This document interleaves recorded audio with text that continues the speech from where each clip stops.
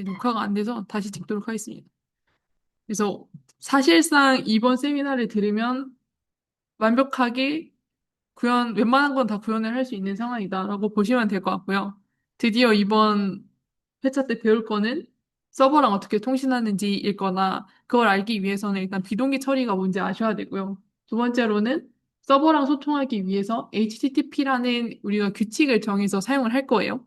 그게 무엇인지, 그리고 라우팅이라는 게 무엇인지 이 세 가지에 대해서 배울 예정이라고 보시면 될 것 같습니다. 일단 먼저 비동기 처리에 대해서 오늘 한번 배워볼게요.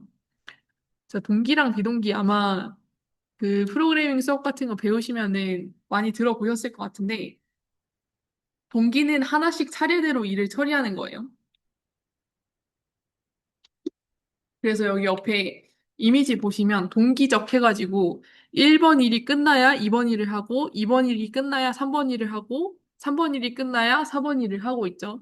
그런데 비동기는 여러 개를 한꺼번에 처리를 하는 거예요. 그래서 병렬 처리 같은 것들을 이제 포함을 한다라고 보시면 되고 여기 나와 있는 것처럼 1번 일이랑 2번 일이랑 3번 일이랑 4번 일이 싹다 동시에 시작이 되는 거가 보이시죠? 그래서 이런 식으로 처리를 할 수 있는 게 비동기다라고 생각하시면 될 것 같습니다. 그래서 끝나는 시간이 훨씬 빠르죠.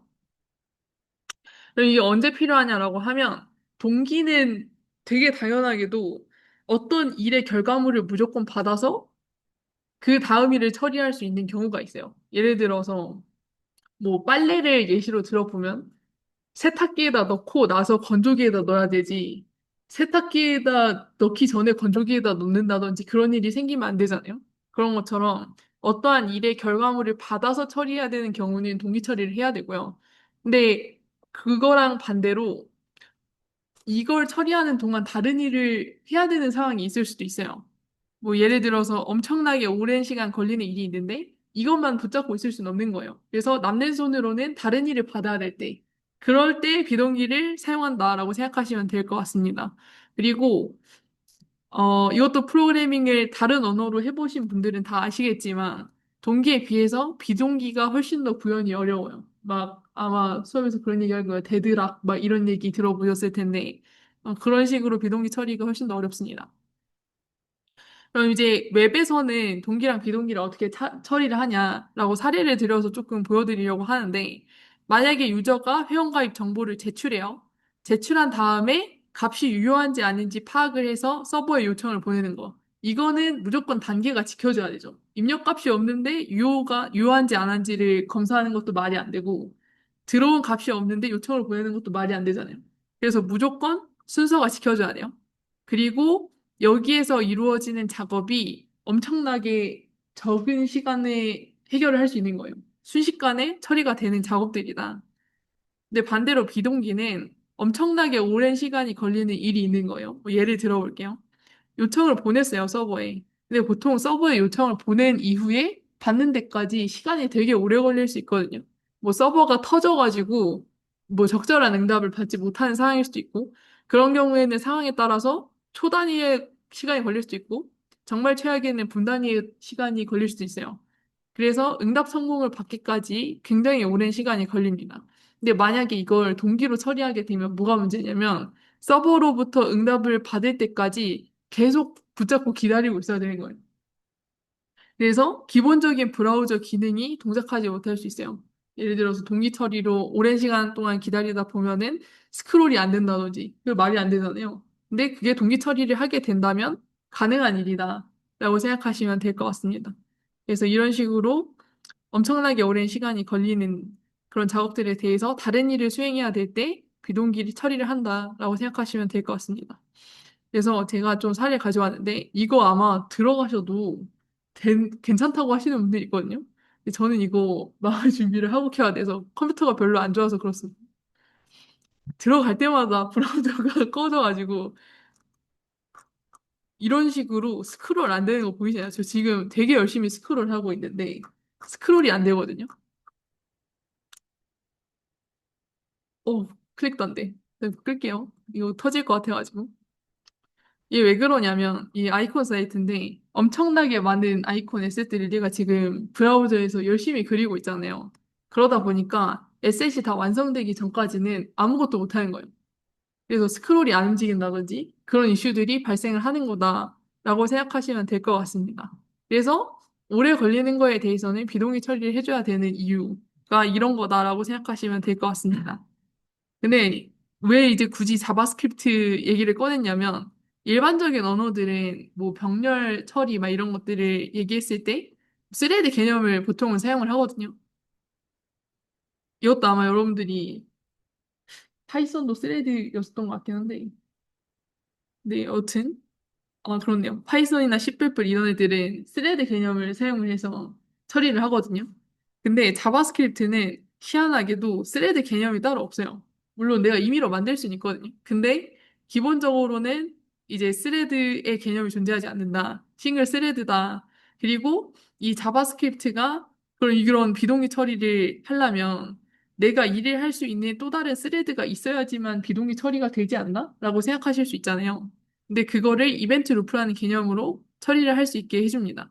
나는 싱글 스레드라 못 돌리니까 다른 환경한테 이걸 해달라고 얘기하는 거예요. 예를 들어서 브라우저라든지 노드.js, 런타임 환경이라든지 이런 애들한테 맡겨줍니다.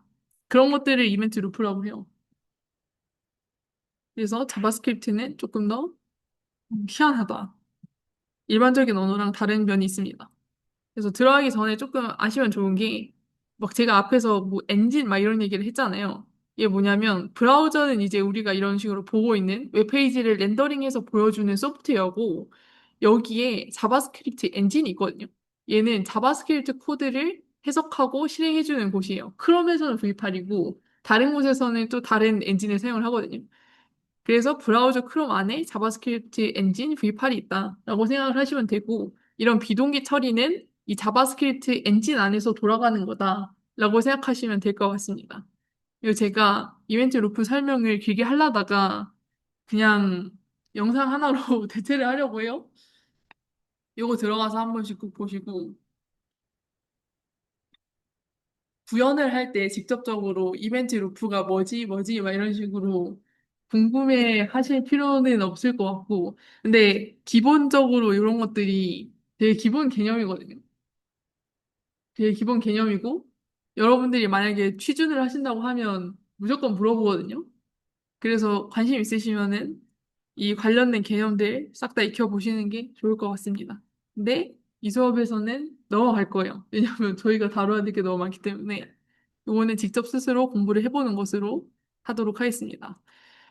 그래서 자바스크립트에서 비동기를 처리할 때 여러 가지 도구들을 사용을 해요. 그래서 그 두 가지 도구가 비동기 콜백 그리고 프로미스인데 이 두 가지에 대해서 조금 얘기를 해보도록 하겠습니다. 그래서 이 챕터에서는 위 챕터에서는 제가 그 얘기를 했죠. 비동기를 왜 써야 되는지 그 얘기를 했으니까 이제 이 챕터에서는 그래서 그거 어떻게 쓴? 이제 그 이야기를 할 거다라고 생각하시면 될 것 같습니다. 일단 자바스크립트 비동기 함수는 종류를 두 가지로 나눌 수가 있거든요.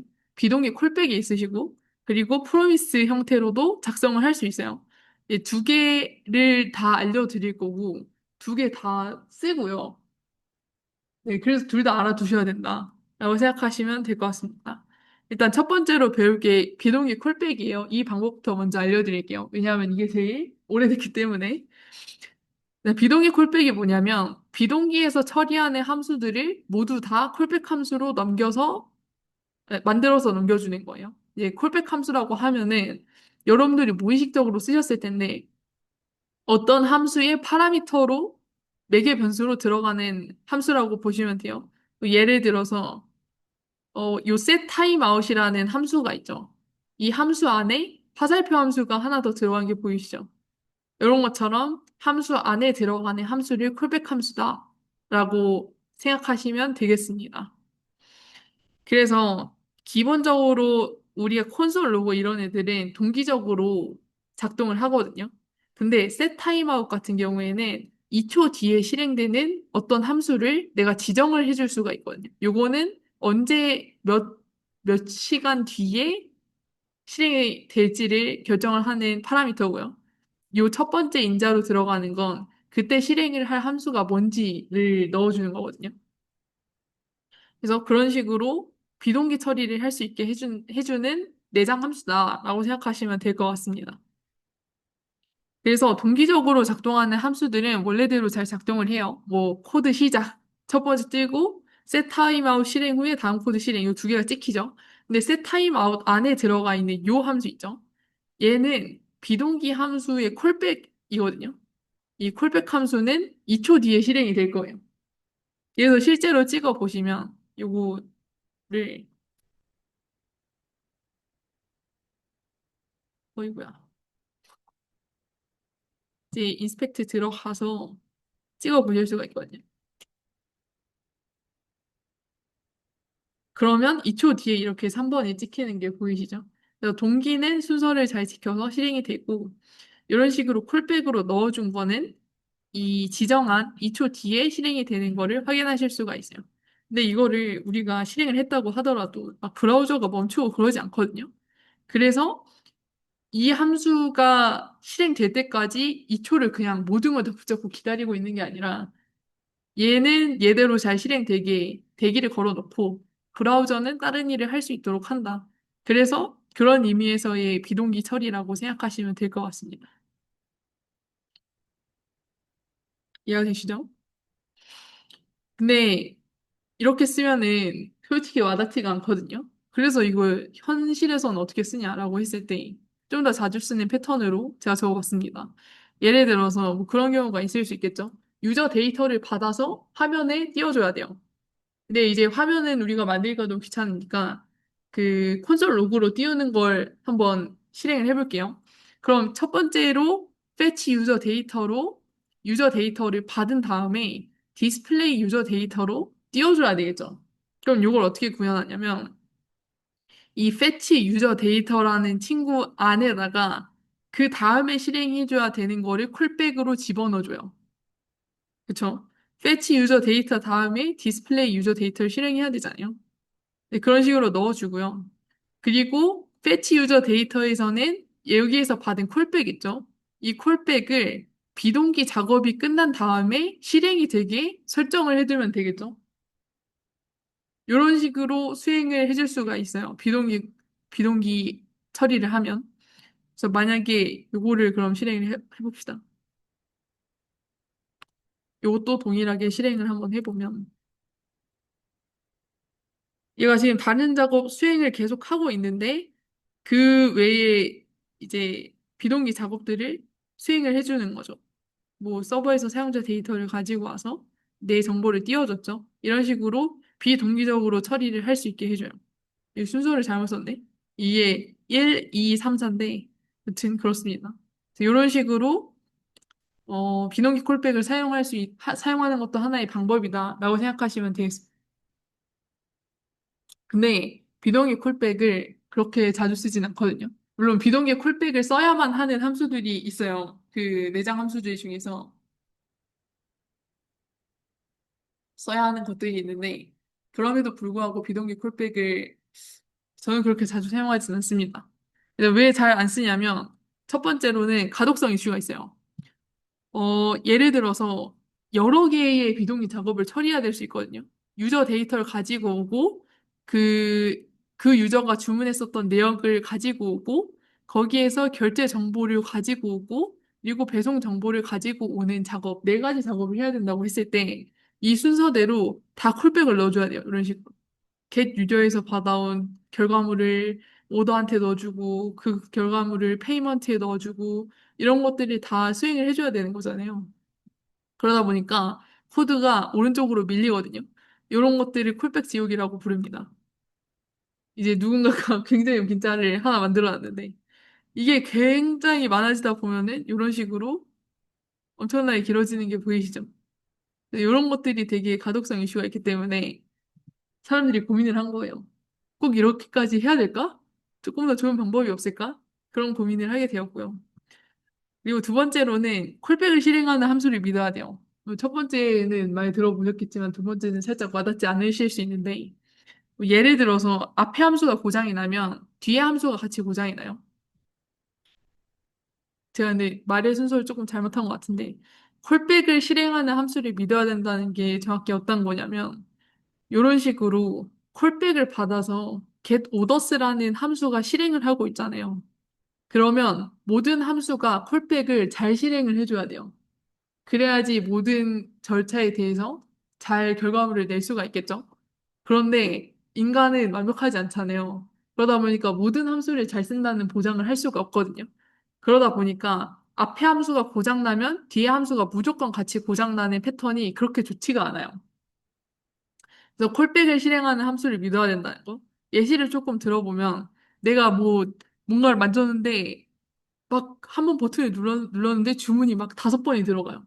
그래서 손님이 막 컴플레인을 걸어요. 아니, 난 1,000원어치를 샀는데, 아니, 10,000원어치를 샀는데 왜 5만 원이 결제됐나요? 이거 완전 사이트 쓰레기네. 왜 그렇게 얘기를 했을 때, 이제 개발자를 엄청 욕할 거 아니에요. 야, 이거 뭐야? 빨리 고쳐! 라고 얘기했을 때, 얘가 봐야 되는 게 뭐냐면, get delivery도 봐야 되고, 얘가 5번을 돌렸을 수도 있고, get payment가 5번을 돌렸을 수도 있고, get orders가 5번을 돌렸을 수도 있고, get 유저가 5번을 돌렸을 수도 있겠죠. 그럼 이 함수들을 다 파악을 해줘야 돼요.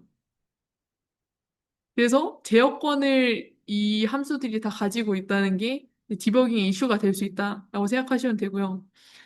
이게 내가 짠 함수면 괜찮은데 외부 라이브러리를 만약에 쓴다고 했을 때 이 라이브러리가 삑사리를 낼 수도 있거든요. 그러면 요거에 대해서도 믿어줘야 되는 거예요. 아, 얘가 내가 줬었던 콜백을 잘 수행을 했겠지. 이런 것들을 믿어야 되거든요. 그래서 그러한 이슈들이 있다라고 생각하시면 되겠습니다. 그래서 여튼 콜백의 실행 시점이나 방식을 비동의 처리해서 알 수 없다라는 게 포인트라고 생각하시면 될 것 같습니다. 그래서 나온 게 프로미스거든요. 프로미스 개념을 사용을 하면 콜백 지옥도 해결을 할 수 있고 이런 내가 언제 실행이 되고 어떤 방식으로 실행되는지를 보장할 수 있어요. 프로미스를 사용하면. 그래서 요거를 조금 더 여러분들이 많이 보실 개념이다라고 생각하시면 될 것 같습니다. 일단 프로미스 같은 경우는 내가 요청한 어떤 비동기 작업 있잖아요. 그거에 대해서 대기 중인지 아니면 성공을 했는지 실패를 했는지를 나타내는 자바스크립트의 객체라고 보시면 되고요. 저는 앞으로 이거를 상자라고 표현을 하도록 하겠습니다. 참고로 제 설명은 제가 고안해낸 게 아니고요. 밑에 있는 유튜버가 아주 맛있게 설명을 해주거든요. 제가 개인적으로 되게 좋아하는데 관심 있으시면 한번 보시기 바랍니다. 그다음 프로미스 같은 경우는 제가 상자라고 했잖아요. 일종의 선물 상자인 거예요. 내가 어떤 비동기 함수를 실행했어. 그러면 그거에 대해서 결과물이 나올 수도 있고 에러가 나올 수도 있겠죠.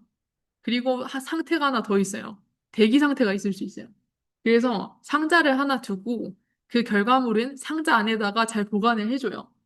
그리고 얘가 대기 상태인지 성공 상태인지 에러 상태인지 태그를 다 달아줘요. 이 상태가 프로미스라고 생각하시면 되겠습니다. 그리고 이 상자 안에 내용물을 언젠가 꺼내서 써야 되잖아요. 요거를 체인의 파라미터로 넘겨준다라고 제가 표현을 했는데 전혀 와닿지 않으실 것 같아서 토대로 보여드릴게요. 내가 프로미스를 하나 만들 거예요. 이건 뭐냐면 1초 뒤에 이제 네, 요런 프로미스를 하나 생성을 해둔 거예요. 그래서 1초 뒤에 뭐 사용자 정보를 가지고 와서 얘 유저 아이디랑 네임을 담은 이 결과물을 만들어낼 거예요. 1초 뒤에. 그럼 비동기 프로미스를 하나 넣어줄 거고요. 네. 그래서 set 타임아웃에서 1초가 지나면 프로미스를 풀필 상태로 만들어주고 그 내용물로 요거를 던져줄 거예요. 그러면 풀필 상태에서 받은 내용물이 유저 아이디랑 네임이잖아요. 요거를 이 get 유저를 실행한 다음에 이 체인이 있거든요. 이 점 den과 점 catch라고 들어가 있잖아요. 이런 것들을 체인이라고 하는데 이 체인의 파라미터로 전달을 해줍니다. 그래서 크게 만드실 수 있는 체인이 두 가지가 있거든요. den이 있고 catch가 있는데 den은 fulfill 상태가 되었을 때 실행될 함수를 넣어두는 거고요. catch는 reject 상태가 되었을 때 실행할 함수를 넣어주는 거예요. 그러면 얘가 이제 만들어낸 요 결과물, 요 파란색 결과물 있죠? 얘를 그냥 주는 게 아니라 체인의 파라미터로 무조건 전달을 해줘요. 이것도 한번 실행을 해볼게요.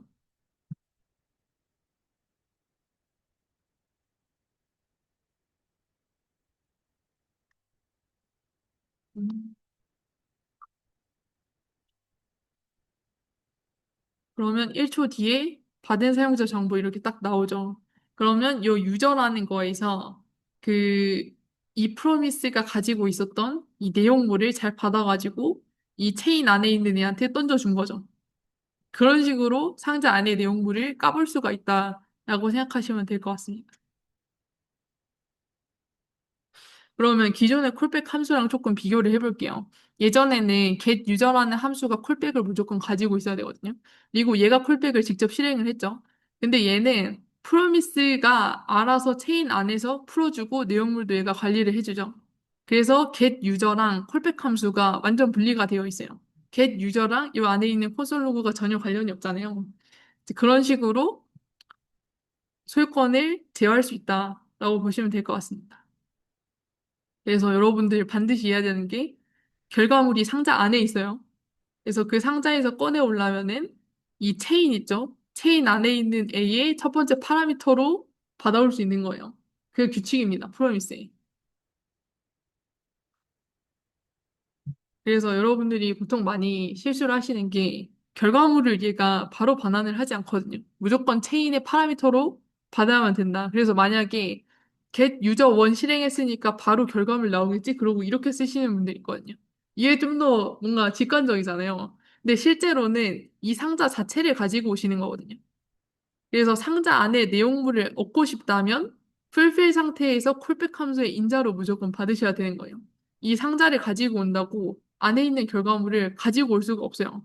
이거를 한번 그래서 제가 보여드릴게요. 만약에 내가 이렇게 쳤어.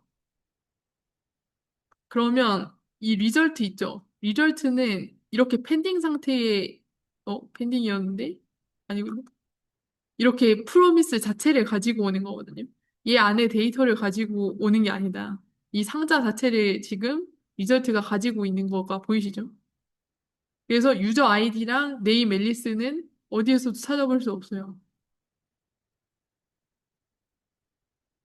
방법이 있을까요? 한번 찾아봐야 될 것 같긴 한데.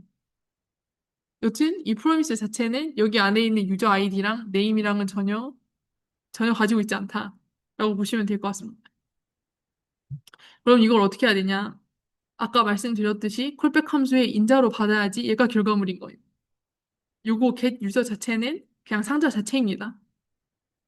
이제 요거 많이 실수하셔가지고 이런 거 하지 말라는 얘기로 받아들이시면 될 것 같습니다. 그래서 프로미스 얘기 주구장창했는데 그래서 어떻게 쓰나요? 라고 하면 주로 패치에서 많이 사용을 하실 거예요. 이 패치라는 게 뭐냐면 서버랑 소통을 할 수 있게 해주는 애거든요. 그래서 이런 식으로 내가 URL을 치면 얘가 제공하는 데이터가 있어요. 그 데이터를 받아와야 되겠죠? 그거를 수행을 할 거고, 기본적으로 서버에 요청을 보내고 이런 작업들은 오래 걸려요. 그래서 무조건 비동기 처리를 해야 되고요. 그래서 프로미스를 사용해서 비동기 처리를 한다라고 보시면 되겠습니다. 제가 패치를 적어놨는데, 이제 뭐 예를 들어서 제이슨 플레이스 홀더라는 사이트가 있는데, 여기에서 데이터를 받고 싶어요. 그러면 그 상자를 하나 만들었죠. 그리고 그 결과물을 받아와서 이 결과물을 제이슨으로 풀어요. 근데 이 제이슨으로 푸는 것도 비동기 함수거든요. 왜 그런지는 많이 궁금해하지 마시고요. 궁금하시면 밑에 보시고요. 여튼 이것도 비동기 함수입니다. 그래서 이 비동기 함수가 끝나면 이 결과물이 또 포스트로 들어오는 거예요. 그럼 이게 최종적으로 우리가 받고 싶은 데이터거든요. 이 데이터를 받아서 찍어오고 만약에 에러가 발생하면 캐치를 사용해서 어떤 에러인지 확인까지 할 수 있다. 이 프로세스를 가장 많이 사용하시게 될 것입니다.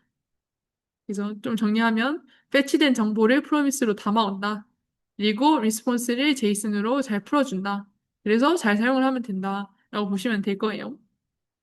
이것도 한번 실행을 해보겠습니다.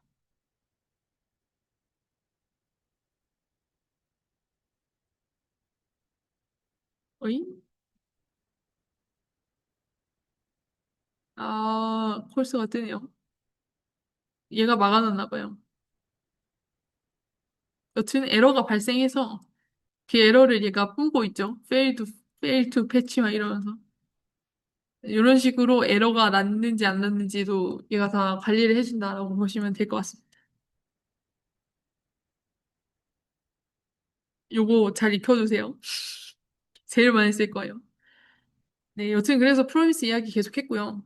프로미스를 사용하면은 그래서 앞에서 얘기했었던 두 가지 문제를 해결을 할 수가 있겠죠. 먼저 콜백 지옥 문제가 해결이 돼요. get user, get orders, get payment, get delivery 이렇게 쭉 썼던 거를 그냥 체인으로 쭉쭉쭉쭉 적어주기만 하면 돼요. 그래서 훨씬 더 간결해진다. 부문이. 그래서 많이 쓰고요. 그리고 소유권 문제도 확실히 괜찮아지죠. 왜냐하면은 이제 get 유저가 get orders를 건드리거나 하는 행위를 하지 않아요. 프로미스가 다 관리를 해주기 때문에 언제 실행이 되고 어떤 방식으로 실행을 하는지가 확실해진다라고 보면 되겠습니다.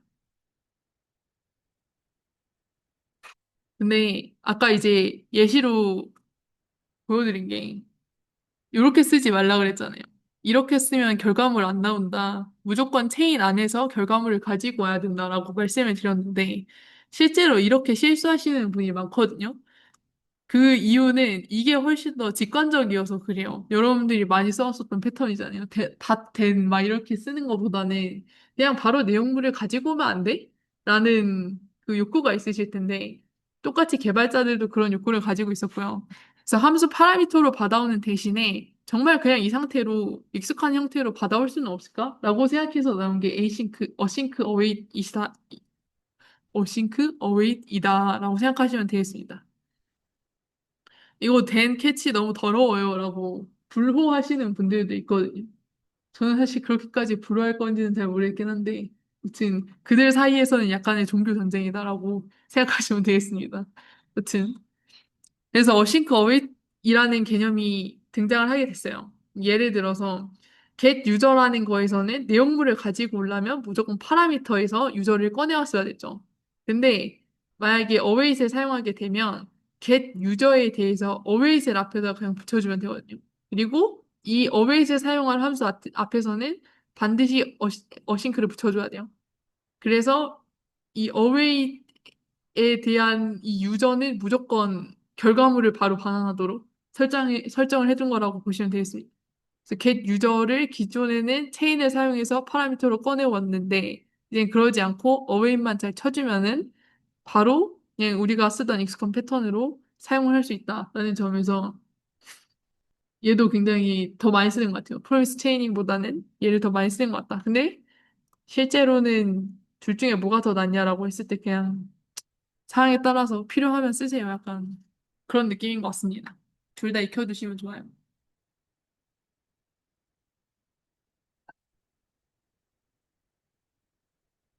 이해가 되셨겠죠? 질문 있으신가요?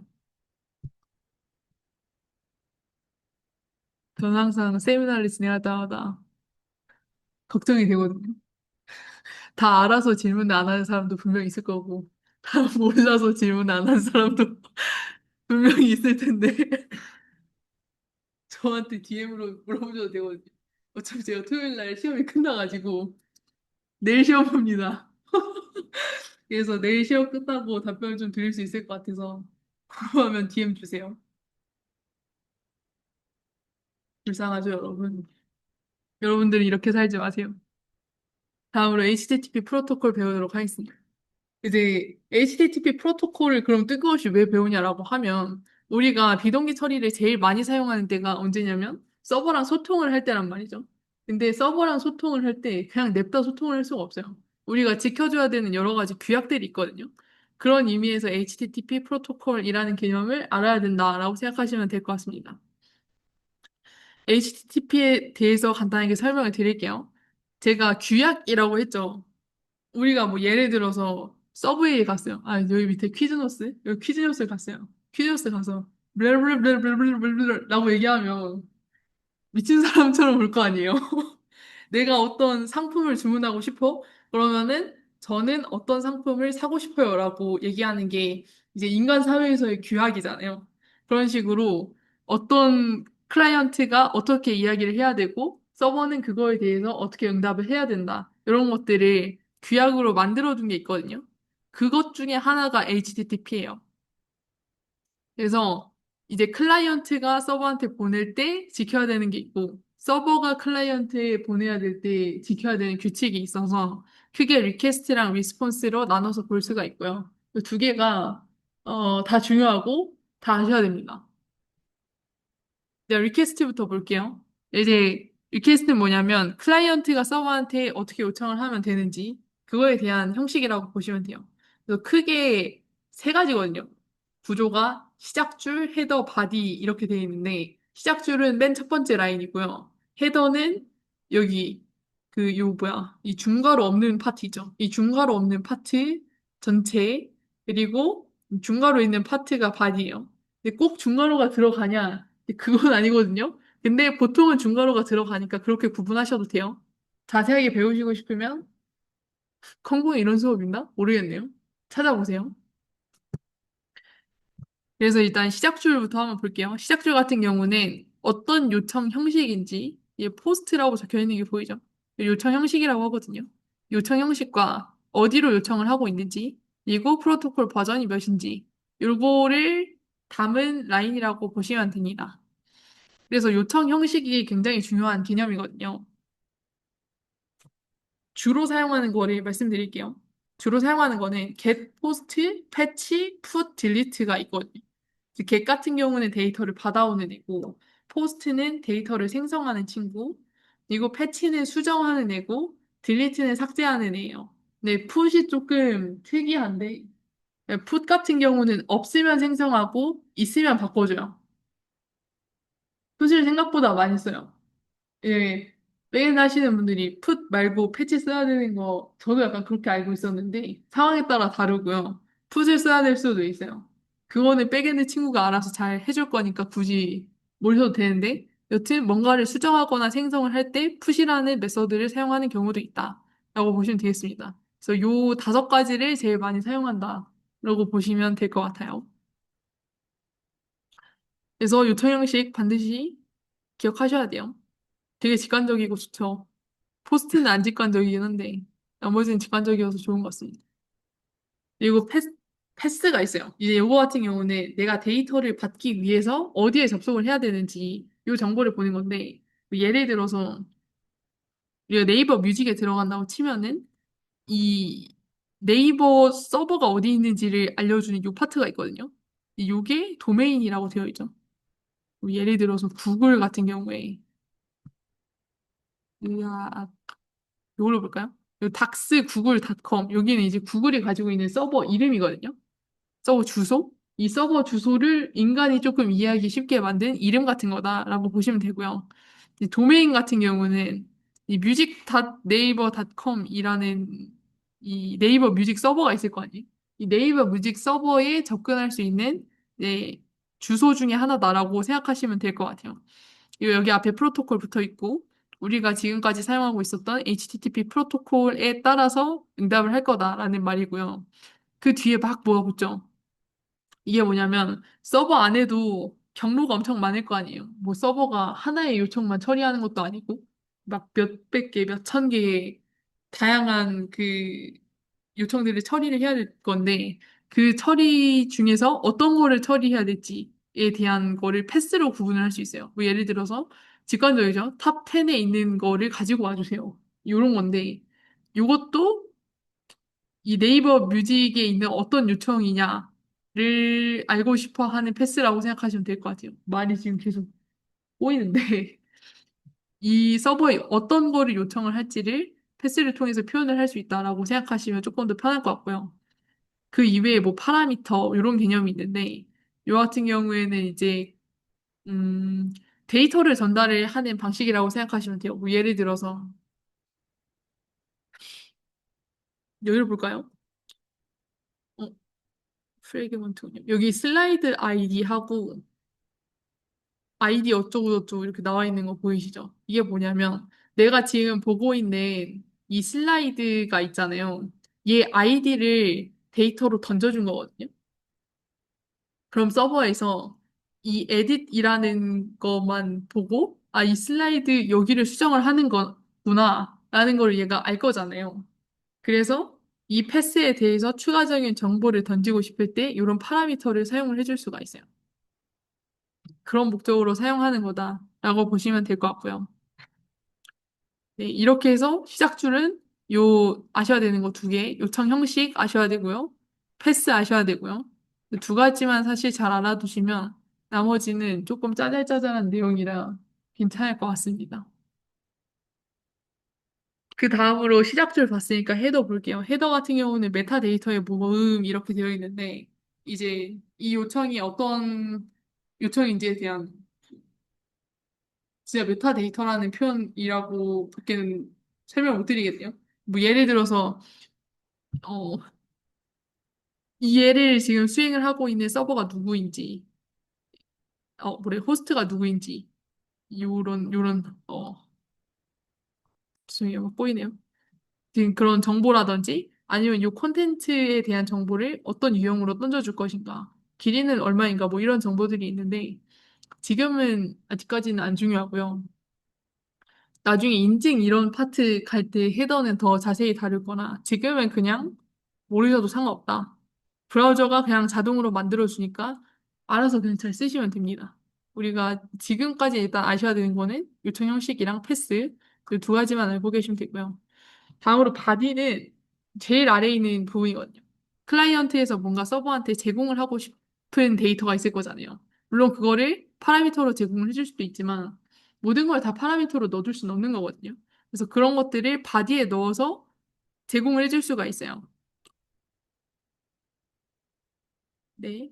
요거 조금 모르셔도 상관없고요. 이런 식으로 제이슨이라는 형태를 나중에 배우실 거거든요. 그 제이슨 형태에 따라서 이런 식으로 유저 네임은 앨리스고 패스워드는 뭐 secure 123이다. 뭐 이런 식의 데이터들을 담아서 서버한테 보내줄 수가 있거든요. 그런 것들을 처리하는 부분이 바디다라고 생각하시면 되겠습니다. 근데 이제 조금 아셔야 되는 거는 get 이 요청 형식에 따라서 바디를 쓸 수 있는지 없는지가 달라지거든요. get은 바디를 쓸 수는 있어요. 근데 프로토콜 그 유형에 따라 버전에 따라 다른 걸로 알고 있고, 그리고 바디 대신에 쿼리 파라미터를 훨씬 더 많이 사용해요. 그래서 그런 요청 형식에 따라서 바디를 어떻게 쓸지 말지에 대해서는 달라질 수가 있다라고 보시면 될 것 같습니다. 구체적인 내용은 사실 찾아보시면 잘 나올 거고, 그냥 요 정도로만 알고 계셔도 크게 문제 없을 것 같아요. get에서는 바디 안 쓴다. 쿼리 파라미터 쓴다. 그리고 나머지에서는 다 써도 돼요. 네, 여기까지가 리퀘스트 내용이었고, 다음으로 리스폰스인데, 이제 서버가 클라이언트한테 데이터를 줄 때에도 규칙을 지켜야 될 거잖아요. 어떻게 보내야 되는지에 대한 설명이거든요. 얘도 마찬가지로 시작줄이 있고, 헤더가 있고, 바디가 있죠. 그래서 시작줄 같은 경우에는 프로토콜 버전이 몇인지, 그리고 응답 코드라는 개념이 나오거든요. 응답 코드는 많아요. 엄청 많고요. 여기 들어가시면 막 엄청 많거든요. 이게 다 코드예요. 뭐, 100 컨티뉴, 100일 스위칭 프로토콜, 100일 프로세싱, 뭐, 얼리인트 막 이렇게 있는데, 제일 많이 쓰는 거 몇 개 알려드리면, 205K, 요청이 성공적으로 완료되었다. 200일 크리에이티드, 성공적이었고, 새로운 리소스 생성되었다. accepted도 있고요. accepted 한 번도 안 써봤어요. 요거, 204도 가끔 쓰고요. 콘텐츠가 없는 경우, 그리고 다 안 써봤네요. 200, 200일, 204 빼고는 거의 안 쓰는 것 같고. 요것도 300도 안 써봤고요. 400대는 꽤 많이 씁니다. 엄청 많이 씁니다. 꽤 많이 씁니다가 아니라. 그래서 뭐, 배드 리퀘스트 잘못 보냈어요. 무고일 잘못됐어요. 이거 인증이 안 돼 있어요. 아니면 사고인 잘 안 쓰고요. 너 이거 권한이 없어요. 이거 리소스가 없어요.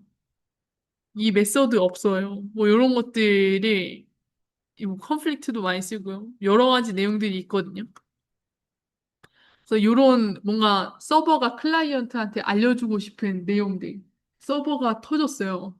서버가 죽었어요. 네 요청 잘못 보냈어요. 아, 너무 잘 보냈어요. 막 이런 것들이 있을 텐데 이런 것들을 이제 표준화된 코드로 제공을 해줄 수가 있다라고 보시면 될 것 같습니다.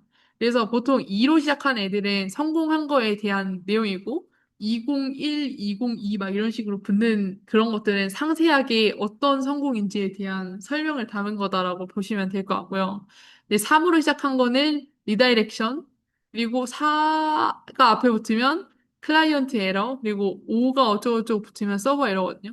참고로 클라이언트 에러는 클라이언트가 잘못해서 서버가 잘 안 돌아가요 라는 얘기인 거고, OXX라고 되어 있는 서버 에러는 서버 자체가 이제 사망했거나 막 그런 이슈, 프론트 이슈가 아닌 상태라고 생각하시면 될 것 같습니다. 그래서 이런 응답 코드도 이제 백엔드랑 같이 뭐 작업을 한다든지 그런 일들이 있을 때 정말 많이 논의를 하게 될 거거든요. 이런 것들도 알아두시면 좋습니다. 그리고 바디가 있는데 바디는 서버에서 제공해주는 데이터예요. 뭐 내가 예를 들어서 뭘 요청했다고 할까요? 내가 앨리스에 대한 정보를 요청을 했다라고 하면은 그 앨리스에 대한 정보를 얘가 내려줄 거죠. 그래서 유저 아이디랑 네임이랑 이메일을 지금 내려주고 있어요.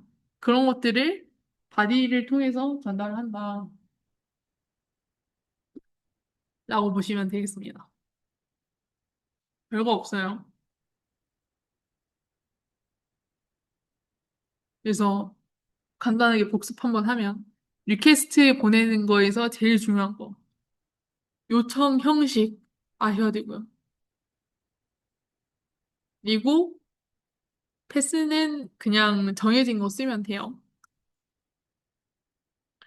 그리고 이 바디를 통해서 이 서버에 보내고 싶은 데이터를 담을 수 있다. 그리고 리스폰스에서는 이제 응답 코드 요거를 사용해서 내가 보낸 응답이 어떤 상태인지를 이제 표준화된 코드로 확인을 할 수 있다라고 보시면 되고요. 그리고 마찬가지로 서버에서 제공해주는 데이터는 바디 파트에서 확인을 할 수 있다라고 보시면 되겠습니다. 근데 이거를 어떻게 보내요?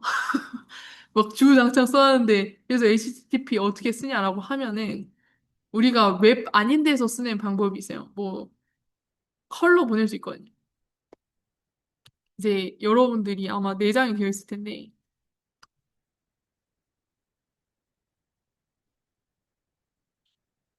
잠시만요. CURL이 보통 깔려 있거든요. 요거를 사용해서 보내실 수가 있어요. 어우 오래 걸려. 한번 보내볼게요. 그러면 이런 식으로 응답 바디만 지금 쭉 가지고 온 거거든요.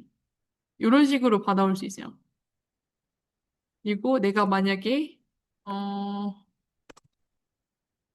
이런 식으로 이거 되네? 이건 안 되겠지? 어? 모르겠군요. 진 컬러 이렇게 보내주실 수가 있고요. 이거 스웨거로 보낼 수 있는데 이거 안 될 텐데? 제가 이 서버를 내려가지고 안 되는데 제가 하나 보여드리겠습니다.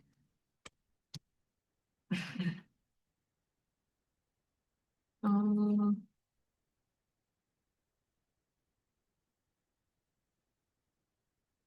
뭐더라?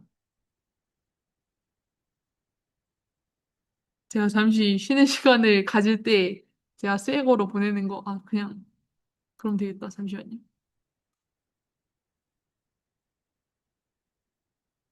어? 어,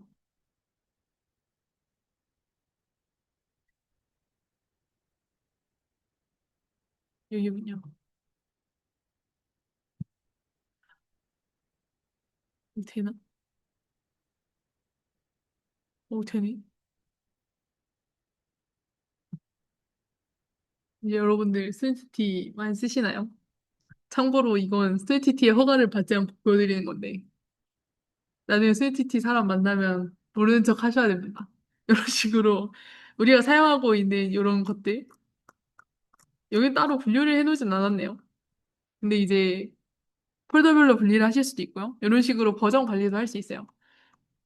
그래서 뭘 보내볼까요? 음, 아무나 하나 보내볼게요. 안 될 건데 이제 익스큐트 하면은 이런 식으로 네 로그인 이상하게 했어. 유저 토큰 없습니다. 앱 종료하고 로그인 다시 시도하세요. 이런 식의 바디 정보 내려주고 얘가 어떤 에러인지도 401 에러다. 뭐 이런 식으로 보내주잖아요. 뭐 CURL로는 어떻게 보낼 수 있는지 이런 정보들을 다 담아놓고 있거든요. 요거는 PPT에다가 조금 이따가 수정을 할게요. 그래서 만약에 200일 때는 어떤 정보가 나와야 되는가 이런 것들도 스웨거 보시면 다 나와 있습니다. 스위치티는 상당히 잘 되어 있는 편이기 때문에 참고하시면 좋을 것 같고요. 스웨거로도 이런 식으로 요청을 보낼 수가 있어요. 근데 우리가 리액트에서 써야 되잖아요. 리액트에서 스웨거 쓰고 있을 수는 없기 때문에 그래서 리액트에서 뭔가 요청을 보내고 디스플레이를 막 바꾸고 그렇게 하고 싶다라고 하면은 패치를 보통 많이 사용을 하고 이거 이외에 라이브러리를 또 사용을 할 수가 있어요. 뭐 패치 같은 경우는 리액트에 내장되어 있는 API거든요. 그래서 이런 식으로 로그인이라고 치면은 이거에 대해서 뭐 여러 가지 헤더에 들어갈 수 있는 내용들도 다 지정을 해줄 수가 있어요. 내 요청 형식은 포스트야. 그리고 헤더에는 이런 내용이 들어갔으면 좋겠어. 그리고 바디에는 유저 정보를 담아서 포스트를 보내줘. 뭐 이런 것들을 다 세팅을 해줄 수가 있거든요. 그런 의미에서 패치 API를 많이 사용을 한다라고 보시면 되고, 이거 이외에 다른 서드파티 라이브러리들도 있어요. 뭐 엑시오스 있고, KY 있고, 그런데 엑시오스도 써봤고, KY는 솔직히 써봤다고 말하기 조금 부끄럽긴 한데, 제 주변은 KY 추천 많이 하기는 했었던 것 같아요. 엑시오스가 좀 크리티컬한 버그가 예전에 한번 생긴 적이 있다라는 말도 있고, 근데 저는 패치를 쓰기는 합니다. 전 세미나장이 약간 좀 가스라이팅이라고 하면 좀 그런데, 여러분 엑시오스 쓰지 말고 그냥 패치 쓰세요. 약간 이런 식으로 말씀하셨고, 그게 틀린 말은 아니라고 생각은 돼서.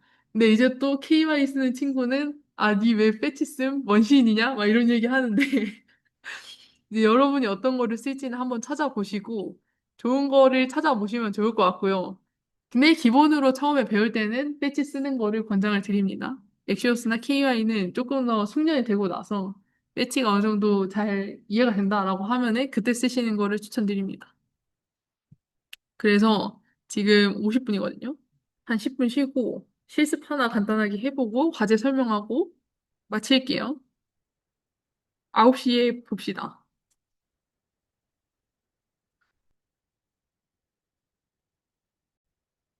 자, 녹화를 들으시는 분들을 위해서 한 번만 더 보여드리겠습니다. 네, 뭐가 됐는데 다시 지우고 다시 시행하도록 하겠습니다. 자, 일단 작업 폴더 만드시고요. 이제 저는 윅4에서 작업을 할 거라 이동을 한 다음에 여기에서 양 크리에이트 비트라는 걸 사용하면 얀을 사용해서 비트를 실행하실 수가 있어요. 실행할게요. 그럼 막 어쩌고저쩌고 나오는데 저는 이 작업 폴더 안에서 사용을 하고 싶으니까 점 찍을 거고요. 그리고 리액트 쓸 거고 SWC를 쓰면은 얘보다 좀 더 빠르고요. 리액트 컴파일러 제가 잘 몰라서 SWC로 가도록 하겠습니다. 노 하고 예스 하고 안 보이네요. 쭉 기다리면은 설치를 잘 해줘요. 자, 설치 잘 된다. 다들 하고 계시죠? 너무 빨랐나요? 모르겠네요. 그러면 이런 식으로 세팅이 된 거를 확인하실 수가 있고요. 얘가 그리고 알아서 그것도 만들어주거든요. 코드 같은 거나 이런 것도 다 만들어줘서 되게 좋습니다. 잘 활용하시면 좋을 것 같고요. 네. 그래서 여기로 한번 들어가 볼게요. 우리가 그래서 오늘 만들 게 뭐냐라고 하면 아주 간단한 실습 이렇게 되어 있는데 투두를 불러올 거예요. 불러오기만 합시다. 조작을 하지 말고. 그 다음에 바로 그냥 비동기 처리를 들어가기가 조금 어렵거든요. 여러분들이 아마 개발을 할 때에도 서버가 완성이 안 된 상태에서 개발을 하실 가능성이 높아요. 근데 저 같은 경우는 목 서버라는 걸 쓰는 것도 방법이긴 한데 그것도 공수가 많이 들어서 저는 일단 하드 코딩해서 데이터를 만들어 놓은 다음에 그 다음에 서버가 완성되면 그때 끼워 넣거든요. 그래서 끼워 넣기 쉽게 만드는 방법 몇 가지를 좀 소개를 드릴게요. 아마 여러분들 팀 프로젝트 들어가시면은 조금 더 도움이 될 것 같습니다. 어, 이렇게 써놨고, 이제 그릴 화면을 만들어야 되는데, 투두 리스트를 만들 거거든요. 일단은 저희가 받아올 수 있는 데이터부터 확인을 할게요. 더미 제이슨이라는 애를 사용을 할 건데요. 여기 들어가시면 투두 데이터로 뭘 받아올 수 있는지 이런 것들이 볼 수 있어요. 아웃풋이 어떻게 나오는지. 그러면은 우리가 뭐 투두 데이터 전체를 뭐 뿌려보고 싶다라고 한다면 투두스라는 하드코딩된 데이터를 하나 둘 거고요. 구분하기 쉽게 목 투두스라고 둘게요. 얘가 어떻게 와요? 아, 투두스라고 오는군요. 이 투두스라는 데이터로 리스트를 주죠. 그러고 뭐가 들어와요? 아이디랑 투두랑 뭐 컴플리트 이런 내용들이 들어오는데 이런 것들을 몇 개 만들어 놓을게요. 가짜로 이제 좀 만들어 놓겠습니다. false, 3, 뭐 이런 식으로 세 개만 만들어 놓을게요.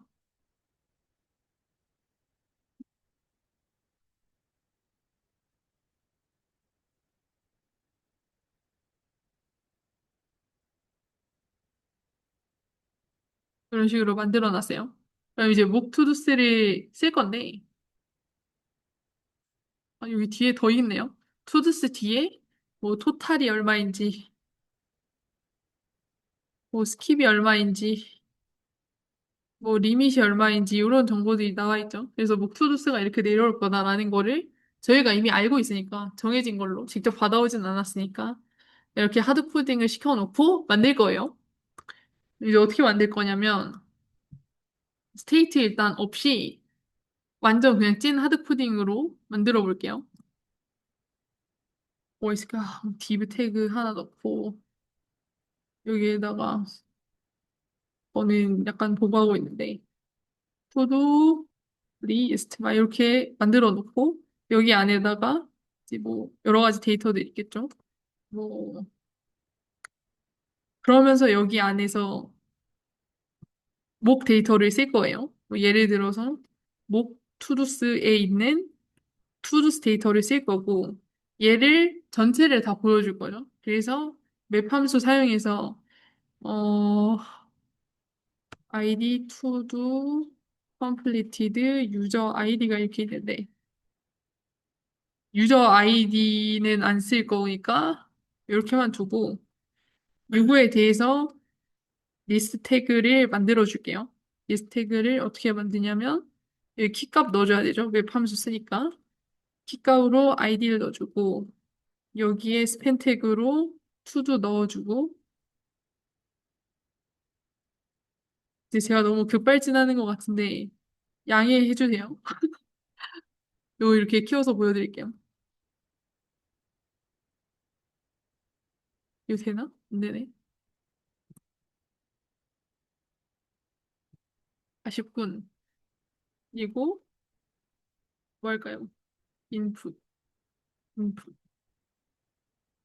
하고 타입에 이제 체크 박스 해놓고 모드나? 요거요. 체크드에 컴플리트 값 넣어주면 되겠네. 이런 식으로 하실 수가 있거든요. 참고로 얘 타입들도 얘가 알아서 더 완성한 거 보이시죠? 얘 되게 유용하거든요. 이런 것들 활용하시면 좋습니다. 여러분들 이거 보셔야 되죠? 제가 위로 올려서 죄송하고요. 이런 식으로 투두 리스트 간단하게 만들어봤고, 어, 제가 얀데브를 하지 않았군요. 얀데브를 써서 확인을 해볼게요.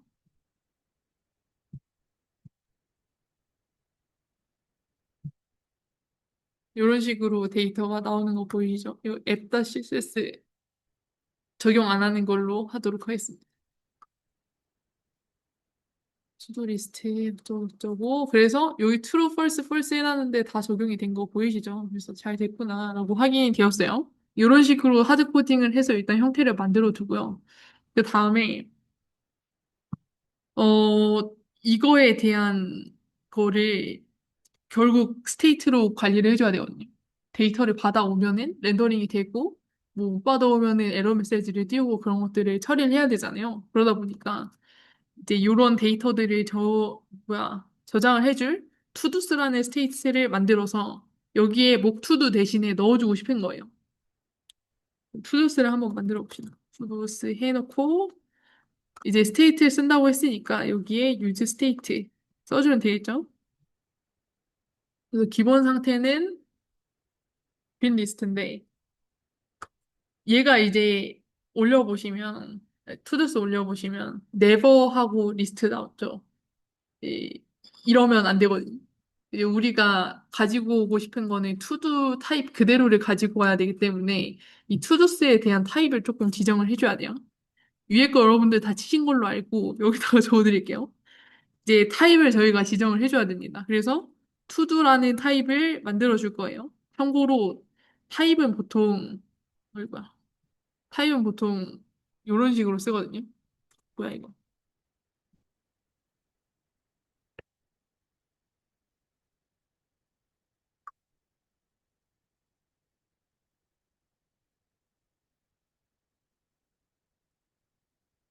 음. 타입은 이제 이런 식으로 작성을 해주고요. 얘랑 되게 형태 비슷하게 적히는 거 보이죠? 인터페이스는 안 쓸 거예요. 왜 안 쓰냐면 호버했을 때 투두가 훨씬 더 잘 보이거든요. 타입 키워드를 쓰면은 훨씬 더 잘 보여서 인터페이스 안 쓰고 타입 쓸 거예요. 그리고 이 투두에 들어가야 되는 내용들을 쭉 봤을 때 이제 아이디는 무조건 넘버여야 되고 투두는 스트링이어야 되겠네. 그리고 컴플리트도 불리형 값이어야 되고 그래서 이런 것들도 다 필수로 들어가야 되는구나. 이제 이런 정보를 알게 되었어요. 그리고 참고로 필수를 안 넣고 싶으면 그냥 이 물음표 집어넣으면 되거든요. 그러면 컴플리트가 불리언이든가 아니면 undefined이든가 둘 중에 하나여도 된다 이런 거 다 올리면 뜨거든요. 여러분들 이거 궁금하시면 다 이제 실습해보면은 와닿는 것들이라 실습 잘 해보시면 좋을 것 같고 그래서 이 유즈 스테이트에서 얘 타입이 never 리스트면 안 된단 말이에요. 그래서 여기에다가 직접 타입을 넣어줘요. 그러면 투두스가 무조건 투두의 리스트일 거다라는 게 보장이 되거든요. 이 작업하려고 이제 요거를 처리를 했다라고 보시면 될 것 같습니다. 그래서 저희가 투두 타입을 지정을 해줬고, 음, 로딩도 하나 해볼게요. 아, 로딩은 조금 나중에 해도 되겠다. 그러고 나서 이제 이걸 싹 지우고 투두 정보만 이제 딱 쓸 거거든요. 근데 지금 투두에 아무것도 없어요. 그럼 이제 패치를 가지고 와서 컴플리티드군요. 이제 패치를 가지고 와서 써야 될 텐데 저희가 이제 어제 훅을 얘기하면서 뭔 얘기를 했냐면 외부 시스템이랑 동기화를 할 때는 무조건 유지 이펙트를 써야 된다라고 했죠. 근데 그중 하나가 서버예요. 서버는 외부에 있잖아요. 근데 외부에 있음에도 불구하고 그거에 따라서 화면을 맞춰줘야 돼. 근데 그런 작업을 하기 위해서 유지 이펙트가 필요하다라고 보시면 되고 그래서 유지 이펙트를 가지고 올 거예요. 이거 그냥 누르면 알아서 설정을 해주거든요. 그냥 인터 치시면 되고요. 그러고 나서 유지 이펙트에 뭐가 들어갈지 일단 비워줄게요. 아, 이제 유지 이펙트를 잘 돌려볼 텐데, 유지 이펙트 안에서 이제 비동기 처리를, 원래 서버랑 소통을 할 거잖아요. 근데 서버랑 소통할 때 쓰는 게 fetch라고 했죠. 이 fetch 안에서 보시면 이제 인풋에 URL 이렇게 들어가 있는 거 보이시죠? 여기에다가 URL을 넣어줄 거예요. 그 URL이 뭐냐? 투도 전체를 가지고 올 거니까 HTTPS 더미 JSON 투두스 요거 있죠?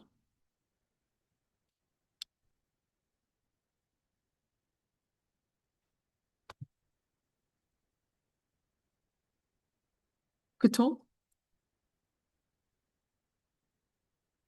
그래서 이렇게 가지고 오실 수가 있고요. 그리고 얘가 정상적으로 응답을 잘 받아왔다라고 한다면 이거에 대한 리스폰스 값이 있을 거예요. 좀 방금 보셨는지 모르겠는데 리스폰스 올리면 리스폰스라는 타입이 생기는 거 보이죠? 이것도 다 뭐시기야? 이 패치에서 다 제공을 해주는 것들이거든요.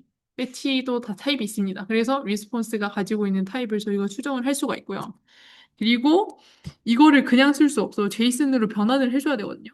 그래서 return response JSON 해서 제이슨으로 파싱된 데이터를 가지고 올 거예요. 그 다음에 이 데이터가 진짜 찐으로 우리가 가지고 싶은 데이터거든요. 이 부분. 그러면 이 데이터를 가지고 와서 이 중에서 투두에 대한 내용을 set toDo스를 사용해서 스테이트에 넣어주면 되겠죠. 너무 급발진했나? 한번 해보겠습니다. set toDo스 해서 네, 데이터에 있는 toDo스 정보를 가지고 오고 싶다라고 보시면 됩니다. 어이구야. 왜 얘를 여기다 적었대? 여기 맞죠? 이런 식으로 정리가 되는 걸 볼 수 있습니다.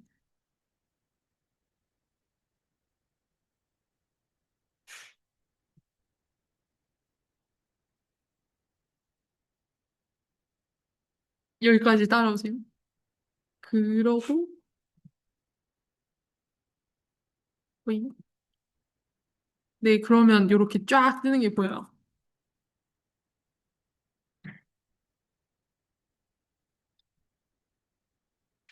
이렇게 뜨는 거 보이시죠? 여기까지 오면 성공. 되신 걸로 생각을 하겠습니다.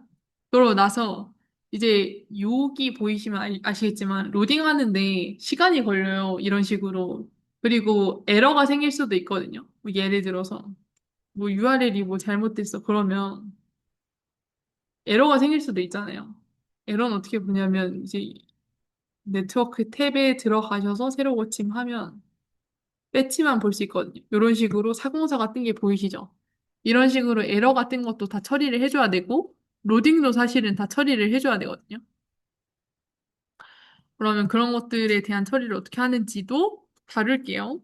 일단, 로딩을 처리하고 싶으면, 얘도 마찬가지로 로딩 여부를 확인할 수 있는 스테이트를 하나 만드시고요. 그리고 기본은 false겠죠? 그러고 나서 이 fetch가 돌 때 set is loading을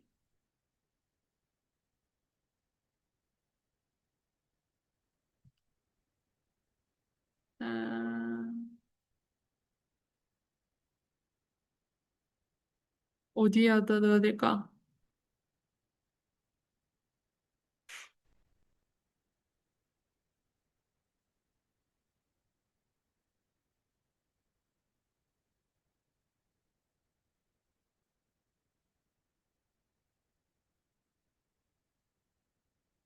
이래도 되나?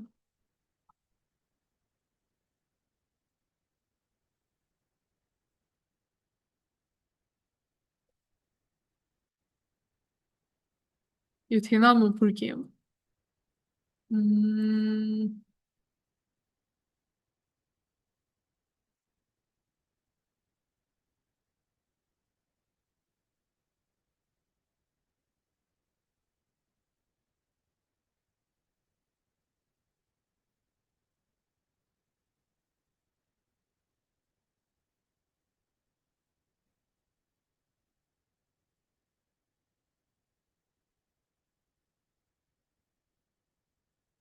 음,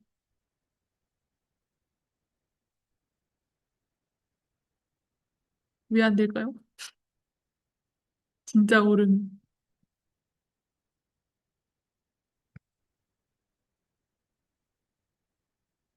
왜 이걸 처음에 true로 설정해야 될까요? 되기는 하는데 굉장히 찝찝하네요. 이거 왜 안 됐는지 제가 나중에 제가 올리도록 하겠습니다. 상당히 찝찝하네. 처음에 true로 일단 설정을 했고요. 그 다음에 이 여러 가지 것들이 다 완료가 되면 그 true에 false가 뜨면서 로딩이 꺼지도록 설정을 해놨어요. 그리고 그런 경우가 있을 수 있죠. 에러가 발생했을 수도 있거든요.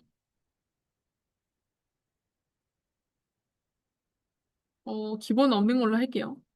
그리고 이제 기본은 없는 건데 룰로 적어놓고 그 다음에 얘가 이제 스트링이거나 아니면 누릴 수도 있는 거잖아요. 어, 그래서 이런 식으로 얘가 스트링 값이거나 눌 값이거나 하도록 설정을 해놨고요. 만약에 얘가 에러가 발생했어 라고 한다면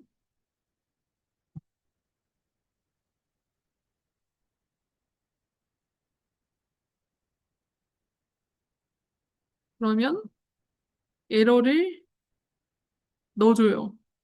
얘도 타입 뜨나? 안 뜨네요. 에러 메시지를 띄우게 할 수 있거든요. 생각해보니까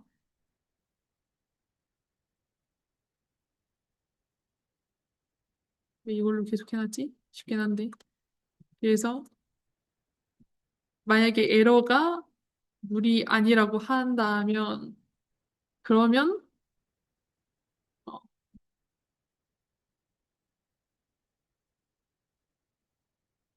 에러를 띄우게 하는 코드고요. 그래서 이런 식으로 에러 코드가 뜨는 게 보이시죠? 연우니까 절대에 들어가도 사공사가 뜬단 말이에요. 그래서 안 된다라는 에러가 지금 뜨고 있는 거다라고 보시면 될 것 같습니다. 그 다음에 투두스로 넘어가면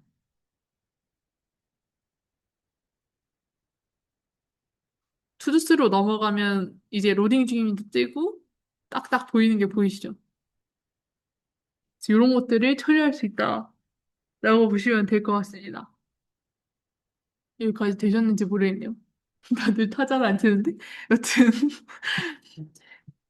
그런 식으로 서버에 소통을 하실 수가 있고요. 그리고 사실 이거는 공식문서에 있어가지고 제가 가지고 온 거긴 한데 레이스 컨디션을 처리를 한다라고 하면서 막 설명을 써놓거든요.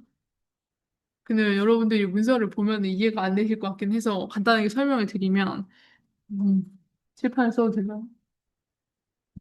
뭐 예를 들어서 뭐 A라는 이거를 보내고 그다음에 B라는 요청을 보냈어요. 그러면은 얘 응답이 못 되었는데 B 응답이 못 되었다고 쳐보세요. 그러면은 어떻게 화면이 변하냐면 따닥 하고 변해요. 그래서 B 요청에 대한 게 사실 마지막에 들어와야 되는데 A 요청이 덮어 씌워버리잖아요. 이제 그래서 A 다음에 B 요청이 나오는 게 아니라 B 다음에 A 요청이 나올 수가 있다.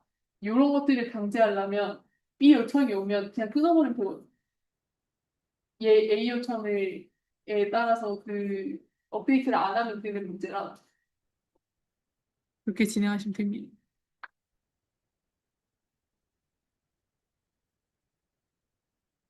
이그노어 처리하는 거는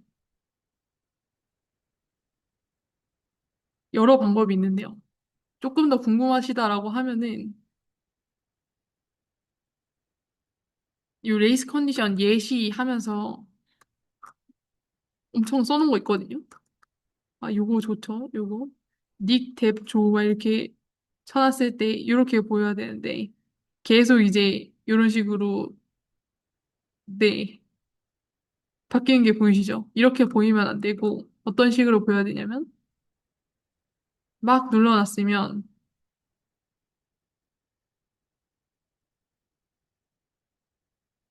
마지막에 조건만 딱 보이는 요게 좋은 거거든요.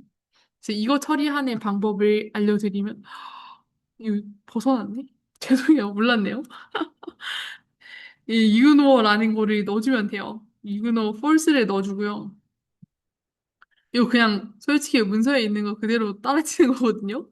그래서 사실 별로 할 말은 없는데 이런 식으로 처리하시면 됩니다.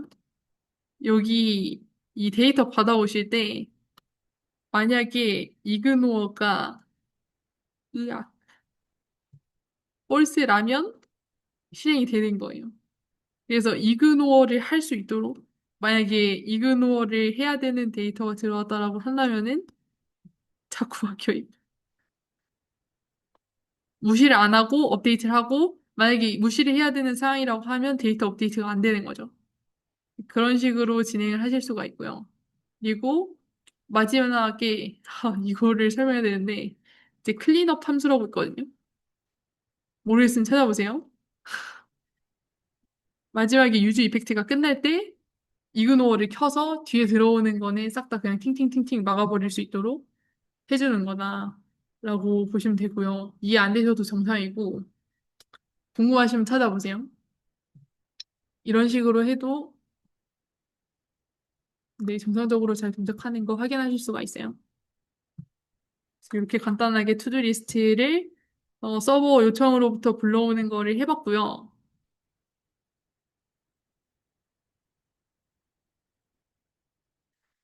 그럼 이제 여러분들이 실제 개발할 때 이것만 하면 너무 좋겠는데 실제로는 고려할 게 훨씬 더 많아요. 예를 들어서 리스폰스 같은 경우에 받아오는 데이터 지금 애니타입인 거 보이시죠? 이런 식으로 우리가 타입스크립트 쓰는 게 조금 의미가 없어질 수 있는 포인트도 있고요. 또 API 호출 로직이 계속적으로 반복해서 쓰인다고 했을 때 이런 걸 어떻게 관리를 해야 될지 뭐 이런 여러 가지 문제가 있거든요. 그리고 꼭 패치를 리액트 안에 이렇게 셋 함수랑 같이 써야 되는가 뭐 이런 여러 가지 고민들이 있을 수 있고요. 이거는 저희 와플 스튜디오 오가니제이션 있거든요. 그러면 걔네들도 다 서버랑 소통을 할 거 아니에요. 걔네들이 어떻게 쓰는지를 보면 되게 도움이 많이 돼요. 저도 처음에 들어왔을 때 여러분들이랑 1년밖에 차이 안 나거든요. 들어왔을 때 되게 당황스러웠어. 이거 코드를 잘 짠다는 게 뭘까? 이게 궁금할 때 오가니제이션 들어가서 되게 도움을 많이 받았었거든요. 코드를 많이 뺏겨 썼다. 근데 베껴서 쓰면 도움이 되더라고요. 실력이 느는 것 같더라고요. 그래서 다른 사람들의 코드를 조금 훔쳐보면서 이런 로직들을 어떻게 하면 더 잘 관리할 수 있을지를 고민해 보시면 좋을 것 같아요. 그냥 당부의 말씀 수준이라고 보시면 되고요. 여러분들은 사실 이것만 잘하셔도 상관없습니다. 길어. 오늘이 최고로 오래 한 날이 될 것 같아요. 자, 마지막으로 라우팅 하나만 더 배우고 마무리할게요. 이제 라우팅 같은 경우에는 사이트에서 뭐 같은 페이지라고 하더라도 뭐 더미 제이슨 요 독스 투두인데 어스로 가면은 또 어스 페이지로 바뀌잖아요. 이런 것들을 라우팅이라고 하거든요. 그래서 사이트에서 서로 다른 페이지로 어떻게 이동을 할 수 있는지 그런 것들을 배우는 챕터입니다. URL 같은 경우는 웹에서 가지고 올 수 있는 리소스가 어디 있는지 알려주는 주소 이거 배웠죠? 저희 서버 요청하면서 배웠었던 도메인 그리고 어디에 그 파일이 위치해 있는지 뭐 이런 것들을 URL을 사용해서 다 확인을 하실 수가 있고 어, 설명이 많네요. 죄송해요. 일단 이거를 조금 더 잘 이해를 하기 위해서는 SPA랑 MPA라는 개념을 조금 아실 필요가 있어요. 일단 MPA는 뭐냐면 모든 페이지마다 HTML이 다 달라요. 그리고 SPA는 뭐냐면 HTML은 하나만 두고 자바스크립트를 잘 써서 내용을 쿵짝쿵짝 바꿔주는 거거든요. 예시를 조금 들어드리면, 뭐 서버에서 URL을 뭐 던졌다라고 하면은 그 서버가 그 URL에 따라서 서로 다른 HTML을 내려주는 것들이 있을 수 있고, 또는 HTML을 그냥 하나만 받아놓고 자바스크립트가 그냥 그 하나의 URL에 대해서 변경사항을 다 맞게 반영을 해줄 수도 있거든요. 그래서 MPA는 제일 전통적인데, 어, 변경사항이 되게 조금해도 전체를 다 다시 내려줘야 된다는 단점이 있을 수 있고, SPA 같은 경우에는 HTML에서 필요한 모든 자바스크립트를 처음에 다운로드 받아야 되기는 해요. 그리고 너무 과도하게 많이 써놨어. 후회가 되네요. 제가 이거를 한 방학 때 작성했었던 거라. 여러분들 이거 그렇게 크게 안 중요하고요. 여튼 중요한 거는 우리가 리액트를 사용할 때 HTML 하나만 받아놓고 자바스크립트로 잘 고쳐준다는 거. 그러면 만약에 이렇게 라우트가 변경이 되었을 때, 그럼 그때는 어떻게 대응을 할 수 있는가? 그 작업이 필요하다는 거예요. 그래서 이런 식으로 SPA 상태, 이렇게 하나의 HTML만을 사용하는 경우에 대해서 만약에 URL이 바뀌면은 어떻게 대응을 할 수 있는지, 요거를 쉽게 대응할 수 있게 해주는 라이브러리들이 있어요. 그게 리액트 라우터거든요. 텍스팅 라우터는 몰라도 돼요. 리액트 라우터 쓰세요. 리액트 라우터 들어가시면은 이제 뭐 인스톨레이션부터 시작해서 라우팅 방법 이런 것들이 쭉 나와 있거든요. 네, 이런 식으로 쭉 나와 있거든요. 그래서 어떻게 써야 되는지 이제 문서 보시면은 다 이해를 하실 수가 있어서 여튼 중요한 거는 기본적으로 SPA는 이런 식으로 HTML 하나만 쓰는데 리액트 라우터를 사용을 하시면 우리가 URL이 바뀌는 거에 따라서 이 자바스크립트가 대응을 할 수 있도록 보다 쉽게 만들어줄 수가 있다라고 생각하시면 될 것 같습니다. 그래서 공식 문서 사용해서 보시면 되고요. 그리고 아마 이번 과제에 쓰셔야 될 겁니다. 그래서 설명드렸습니다. 그다음에 과제 설명할게요. 과제 같은 경우에는 일단 세 개가 있어요. 많죠? 근데 짜잘짜잘한 거고요. 과제 1은 1000개의 레시피 만들기인데 저희가 이제 데이터 패칭을 구현을 할 수가 있거든요. 그래서 서버랑 소통하는 걸 연습을 해볼 거고 이 더미 제이슨 이 들어가 보시면 레시피라는 요 닥스가 있죠. 여기에서 다 아웃풋 보이거든요. 어떤 식으로 내려오고 어떤 URL 사용하고 이런 것들이 다 나와 있어서 요거를 사용해서 서버와 어떻게 소통을 할지 연습을 하실 수가 있고 요거 문서 보고 만드셔야 될 건 뭐냐면 이제 피그마 이거 들어가지시나요? 안 들어가지시는 분들은 밑에 거 봐주시면 돼요. 이게 공유를 하려면 뭐가 있어야 되더라고. 순우 계정 무슨 계정이 있어야 된다 막 이런 얘기가 있어서 들어가서 요청이 필요한가요? 다 들어가시네? 너무 잘 들어가시는데요? 컴퓨터 터지겠다. 네, 여튼 스펙 피그마에 달아놨으니까요. 10월 3일 오후 8시 전까지 프론트 잡담방에다가 동일하게 공유를 해주시면 되고 디자인은 제가 디자이너가 아니다 보니까 되게 구리거든요. 여러분들이 만약에 미감이 좋다라고 한다면은 매우 추천드립니다. 더 이쁘게 만드셔도 되고요. 대신에 무조건 만들어야 되는 거는 페이지네이션. 요거, 그리고 카드 컴포넌트, 그리고 상세 페이지는 무조건 구현이 돼야 되거든요. 그래서 UI는 알아서 잘 짜시고, 내용은 무조건 여기 들어가 있는 거 다 넣으셔야 돼요. 뭐 태그, 요리 제목, 이지, 막 이런 거 있죠? 이거 레시피 12개 띄워주세요. 페이지네이션 구현해주세요. 이거 만드셔야 되고, 그리고 요리 상세 내역도 요거 임의로 바꾸시지 마시고 내용은 다 들어가야 됩니다. 이런 것들 다 들어가야 되고 이런 것도 포맷 같은 거 포매팅 필요하면 다 포매팅 하셔야 돼요. 그리고 한글로 바꾸실 필요는 없고 영어로 작성하셔도 무방합니다. 여기까지가 첫 번째 과제였고 오래 안 걸려요. 그리고 두 번째는 블로그 글 작성하기입니다. 여러분들, 저도 블로그 써야지 하면서 지금 1년째 안 쓴 것 같은, 여튼. 그런데 자신의 관점이나 의견이 반영된 블로그 글을 하나 작성을 하셔서 링크를 공유해 주시면 됩니다. 그래서 플랫폼 제한, 뭐, 벨로그 쓰셔도 되고, 뭐, 티스토리 써도 되고, 네이버 써도 되고, 아니면 본인이 블로그를 만드셔서 써도 되고, 뭐, 알아서 하시면 되고요. 뭐 추천드리는 거는 뭐 에러 해결 과정이라든지 배웠던 내용 정리, 루키로 들어왔더니 이렇게 힘들 줄 몰랐다. 앞으로 내가 좋은 개발자가 되려면 더 빡세게 과제를 해야 되겠다라든지 그런 내용들 적으셔도 상관없고요. 대신에 그냥 배운 내용을 복붙하지 마시고요. 뭔가 본인의 관점이나 의견 같은 거를 넣어주세요. 넣어주시면 감사하겠습니다가 아니고 꼭 넣으셔야 됩니다. 아, 길어져서 너무 죄송하고요. 이거 모학작도 마찬가지로 진행을 해주시면 될 것 같습니다. 그리고 하나 더 어나운스를 드리면 다음 주부터 조별 과제가 있을 거거든요. 다음 주 과제부터. 화이팅. 긴 수업 들으시느라 고생 정말 많으셨습니다. 혹시 더 궁금하신 내용이 있을까요? 참고로 조별 과제는 제가 4명이서 하기에는 스펙이 너무 작은 것 같아서 이것도 한번 투표 받아볼까요? 스펙을 키우고 4명이서 하자 대 스펙을 줄이고 2명이서 하자. 그럼 스펙을 키우고 4명이서 하자 손 들어 보실래요? 아무도 없네? 그럼 스펙을 줄이고 2명이서 하자 손 들어 보실래요? 2명이서 합시다 그러면. 그래서 그 팀 쪼개는 것도 제가 이후에 안내를 드릴 테니까 공지 참조해 주시면 감사하겠습니다. 네, 수고하셨습니다.